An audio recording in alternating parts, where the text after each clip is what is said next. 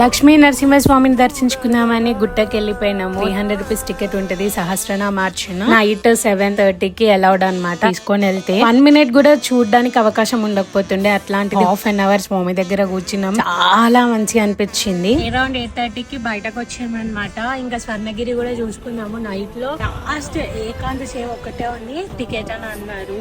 ఆహా ఏమి అదృష్టం అని తొందరగా వెళ్ళిపోయా.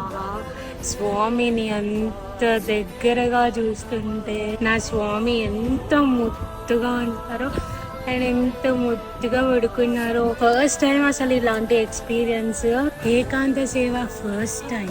అయిపోగానే టెంపుల్ ప్రిమిసెస్ లో ఉండగానే అక్కడ స్టాఫ్ అమ్మని గుర్తుపట్టి అమ్మని పిలిచి తిన్నారా అని, తినలేము అంటే స్వర్ణగిరిలో అన్నప్రసాదం ఇప్పించారు. యూట్యూబ్ ఏమి ఇప్పించింది అంటే కడుపు నిండా అన్నం పెట్టించిందండి. అదృష్టం దొరుకుతుందా చెప్పండి. ఇంటికి ఇట్లా వచ్చినాము.